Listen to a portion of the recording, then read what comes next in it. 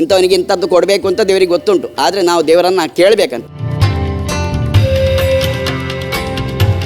ಬನ್ನಂಗಾಯಿಯನ್ನು ನೈವೇದ್ಯ ಮಾಡಿದ್ರಿಂದ ಈ ಸ್ಥಳಕ್ಕೆ ಬನ್ನಂಜೆ ಅಂತ ಹೆಸರು ಪ್ರಾಪ್ತಿಯಾಯಿತು ಅಂತ ಉಲ್ಲೇಖವಾಗಿ ಉಂಟು.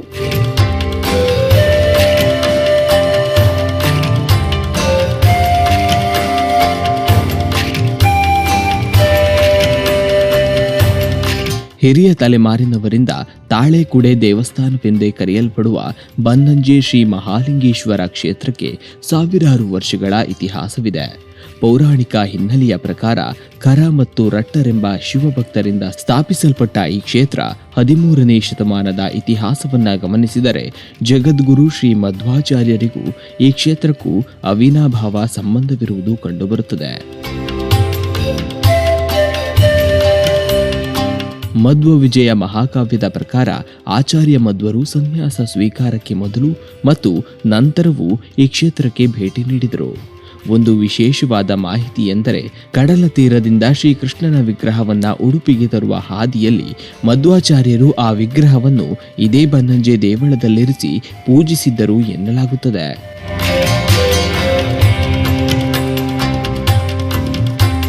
ಇಲ್ಲಿನ ಪುರಾತನ ಶಾಸನವೊಂದರ ಪ್ರಕಾರ ಅಳುಪ ವಂಶದ ಅರಸನೋರ್ವ ಈ ಮಹಾಲಿಂಗೇಶ್ವರ ದೇವರಿಗೆ ಬ್ರಹ್ಮ ಕಲಶೋತ್ಸವವನ್ನ ಮಾಡಿಸಿದ ಎಂಬ ಉಲ್ಲೇಖವಿದೆ. ಅಂದರೆ ಅರಸರ ಕಾಲದಿಂದಲೂ ಈ ಕ್ಷೇತ್ರವು ರಾಜಾಶ್ರಯವನ್ನ ಪಡೆದ ಪವಿತ್ರ ಕ್ಷೇತ್ರವಾಗಿದೆ. ಬನ್ನಂಜೆ ಮಹಾಲಿಂಗೇಶ್ವರ ದೇವಾಲಯ ಅಂತ ಹೇಳುವಂಥದ್ದು ಬಹಳ ಪುರಾತನವಾದಂಥ ದೇವಾಲಯ, ಸಾವಿರಾರು ವರ್ಷ ಇತಿಹಾಸ ಇರುವಂಥ ದೇವಾಲಯ. ಮುಖ್ಯವಾಗಿ ಈ ಬನ್ನಂಜೆ ಎಂಬ ಸ್ಥಳಕ್ಕೆ ಮೂಲವಾದ ಹೆಸರು ಏನಂತ ಹೇಳಿದ್ರೆ ತಾಳೆಕುಡೆ ಅಂತ ಹೇಳಿ ಪ್ರಸಿದ್ಧವಾಗಿ ತಾಳೆಕುಡೆ ದೇವಾಲಯ. ಈ ವಿಷಯ ಯಾವುದರಲ್ಲಿ ಬರ್ತದೆ? ಸಾವಿರಾರು ವರ್ಷ ಇತಿಹಾಸ ಅಂತ ಹೇಳಿದ್ದೇನೆ. ಹಾಗೆ ಮಧ್ವಾಚಾರ್ಯರು ತನ್ನ ಬಾಲ್ಯದಲ್ಲಿ 4ನೇ ವರ್ಷ ಮಗು ಇರುವಾಗ ಬಂದಂಥ ಒಂದು ಸ್ಥಳ ಅಂತ ಮಧ್ವವಿಜಯ ಲೇಖನಲ್ಲಿ ಉಲ್ಲೇಖವಾಗಿ ಉಂಟು. ಅದಲ್ಲದೆ ಕೃಷ್ಣನನ್ನು ವಡಪಾಂಡೇಶ್ವರದಿಂದ ಉಡುಪಿಗೆ ತರುವಂತಹ ಸಂದರ್ಭದಲ್ಲಿ ಮಧ್ಯದಲ್ಲಿ ಈ ದೇವಾಲಯ ಇರುವಂಥದ್ದು. ಹಾಗೆ ಇಲ್ಲಿ ಬಂದು ಕೃಷ್ಣನಲ್ಲಿಟ್ಟು ಪೂಜೆ ಮಾಡಿ ಬನ್ನಂಗಾಯಿಯನ್ನು ನೈವೇದ್ಯ ಮಾಡಿದ್ರಿಂದ ಈ ಸ್ಥಳಕ್ಕೆ ಬನ್ನಂಜೆ ಅಂತ ಹೆಸರು ಕಡೆಗೆ ಪ್ರಾಪ್ತಿಯಾಯಿತು ಅಂತ ಮಧ್ವವಿಜಯ ಗ್ರಂಥದಲ್ಲೆಲ್ಲ ಉಲ್ಲೇಖವಾಗಿ ಉಂಟು. ಈ ಬನ್ನಂಜೆ ಅಂದರೆ ಬನ್ನಂಗಾಯಿ ಅಂತ ಹತ್ರ ತೆಂಗಿನಕಾಯಿ ಅಲ್ಲ, ಅತ್ಲಾಗಿ ಬೊಂಡವು ಕೂಡ ಅಲ್ಲ, ಮಧ್ಯದಲ್ಲಿ ಬಾವಿ ಇರುವಂಥ ಒಂದು ವಿಷಯ. ಹಾಗೆ ಅದನ್ನು ನಾಳಿಕೇರ ಅಂತ ಹೇಳ್ತೇವೆ, ಈ ನಾಳಿಕೆ. ಹಾಗೆ ಆ ಬನ್ನಂಜೆ ಅಂತ ಹೆಸರು ಬರಲಿಕ್ಕೆ ಮುಖ್ಯವಾದ ಕಾರಣ ಬನ್ನಂಜೆ ಅಂತ. ಅದ ನಂತರ ಬನ್ನಂಜೆ ಮಹಾಲಿಂಗೇಶ್ವರ ಅಂಥೇಳಿ ಪ್ರಸಿದ್ಧವಾಗಿದೆ.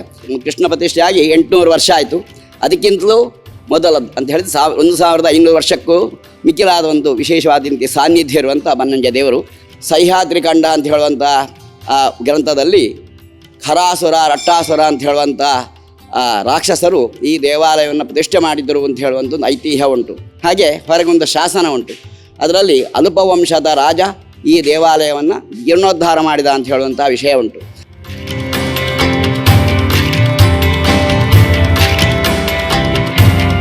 ಪಂಚಭೂತಗಳಿಂದ ನನ್ನನ್ನು ಆರಾಧನೆ ಮಾಡಬೇಕು ಅಂತ ದೇವರು ತಿಳಿಸಿದಂಥ ವಾಕ್ಯ. ಪಂಚಭೂತಗಳು ಯಾವುದು? ಪೃಥ್ವಿ, ಅಪ್ಪು, ತೇಜಸ್ಸು, ವಾಯು, ಆಕಾಶ ಅಂತ ಹೇಳಿದರೆ, ಪೃಥ್ವಿ ಅಂದರೆ ಭೂಮಿ, ತೇಜಸ್ಸು ಅಂದರೆ ಅಗ್ನಿ, ಹಾಗೆ ಅಪ್ಪು ಅಂತ ಹೇಳಿದರೆ ನೀರು, ಇನ್ನು ಗಾಳಿ, ಹಾಗೆ ಆಕಾಶ. ಈ 5 ಪಂಚ ತತ್ವಗಳಿಂದ ನನ್ನನ್ನು ಚಿಂತನೆ ಮಾಡಬೇಕು ಅಂತ ದೇವರು ಹೇಳಿದರು. ಹೇಗೆ? ದೇವಾರಾಧನಾ ಮಂಡಲಂ ಅಂತ ಹೇಳಿದರು. ಮಂಡಲಗಳಲ್ಲಿ ನನ್ನನ್ನು ಚಿಂತನೆ ಮಾಡಬೇಕು.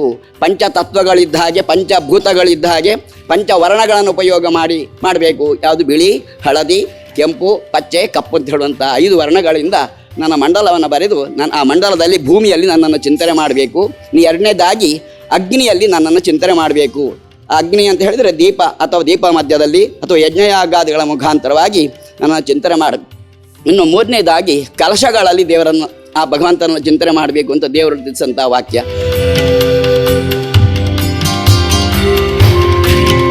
ರುದ್ರದೇವರ ಸನ್ನಿಧಾನದಲ್ಲಿ ನಾವು ಏನೆಲ್ಲ ಆರಾಧನೆ ಮಾಡ್ತೇವೆ, ಯಂ ಯಂ ಚಿಂತಯತೆ ಕಾಮಂ ತಂ ತಂ ಪ್ರಾಪ್ನೋತಿ ಲೀಲೆಯ ಅಂತ ದೇವರು ತಿಳಿಸಂಥ ವಾಕ್ಯ. ದೇವರಿಗೆ ಎಲ್ಲ ವಿಷಯ ಕೂಡ ಗೊತ್ತುಂಟು, ಪ್ರಪಂಚದಲ್ಲಿ ಏನೆಲ್ಲ ನಡೀತದೆ ಅಂತೇಳಿ ಗೊತ್ತುಂಟು. ಆದರೂ ನಾವು ದೇವರಲ್ಲಿ ಪ್ರಾರ್ಥನೆ ಮಾಡಬೇಕು ಅಂತ ಶಾಸ್ತ್ರ ಯಾಕೆ ಹೇಳ್ತದೆ? ದೇವರಿಗೆ ಇಂಥವನಿಗೆ ಇಂಥದ್ದು ಕೊಡಬೇಕು ಅಂತ ದೇವರಿಗೆ ಗೊತ್ತುಂಟು, ಆದರೆ ನಾವು ದೇವರನ್ನು ಕೇಳಬೇಕಂತೆ. ಯಾಕೆ?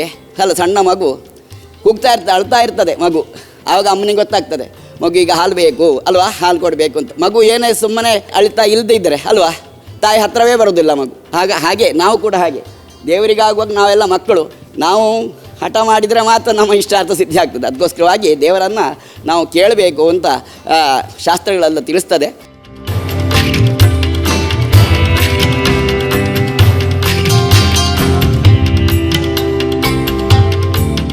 ಹಾಗೆ ಇಲ್ಲಿ ಬನ್ನಂಜೆ ದೇವರದಲ್ಲಿ ತ್ರಿಕಾಲ ಪೂಜೆ, ಬೆಳಗ್ಗಿನ ಪೂಜೆ, ಹಾಗೆ ಮಧ್ಯಾಹ್ನದ ಮಹಾಪೂಜೆ 12 ಗಂಟೆಗೆ, ಸಾಯಂಕಾಲದ ಪೂಜೆ 7:30 ಗಂಟೆಗೆ ನಡೀತದೆ. ಇನ್ನು ವಿಶೇಷ ದಿನಗಳು ಪ್ರತಿ ತಿಂಗಳ 3 ಚತುರ್ಥಿ, ಹಾಗೆ ಹುಣ್ಣಿಮೆ, ಸಂಕಷ್ಟಹರ ಚತುರ್ಥಿ ದಿನಗಳಲ್ಲಿ ಭಗವಂತನ ಹಿಂದಾಲಿ ಮಹಾಗಣಪತಿ ಹೋಮ ನಡೀತಾ ಉಂಟು. ಇನ್ನು ಪ್ರತಿ ತಿಂಗಳಿಗೊಮ್ಮೆ ಆ ಮಹಾದೇವಿಯ ಪ್ರೀತ್ಯರ್ಥವಾಗಿ ದುರ್ಗಾ ನಮಸ್ಕಾರ ಪೂಜೆ ಕೂಡ ಈ ಸನ್ನಿಧಾನದಲ್ಲಿ ನಡೀತಾ ಉಂಟು. ಇನ್ನು ಪ್ರತಿ ಶ್ರಾವಣ ಮಾಸ ಹಾಗೆ ಕಾರ್ತಿಕ ಮಾಸದಲ್ಲಿ ನಿತ್ಯವೂ ದೀಪಾರಾಧನೆ ಸೇವೆ ನಡೀತಾ ಉಂಟು. ಅದರಲ್ಲಿ ಕೂಡ ಕಾರ್ತಿಕ ಮಾಸದಲ್ಲಿ ಈಗ ಒಂದು 6-7 ವರ್ಷದಿಂದ ರುದ್ರಯಾಗವನ್ನು ನಾವು ಪ್ರಾರಂಭ ಮಾಡಿದ್ದೇವೆ. ಆ ರುದ್ರಯಾಗ ದೇವರ ಸನ್ನಿಧಾನದಲ್ಲಿ ನಡೀತದೆ. ಪ್ರತಿ ವರ್ಷದ ಮಹಾಶಿವರಾತ್ರಿಯ ದಿನ ಮಹಾರುದ್ರದೇವರ ಸ್ಥಳದಲ್ಲಿ ಮಹೋತ್ಸವ, ರಥೋತ್ಸವಾದಿ ಕಾರ್ಯಕ್ರಮಗಳು ನಡೀತದೆ.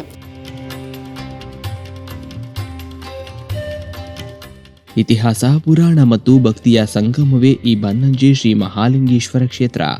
ನೀವು ಕೂಡ ಎಂದಾದರೂ ಉಡುಪಿಗೆ ಬಂದರೆ ಈ ಪವಿತ್ರ ಕ್ಷೇತ್ರಕ್ಕೆ ಭೇಟಿ ನೀಡಲು ಮರೆಯಬೇಡಿ.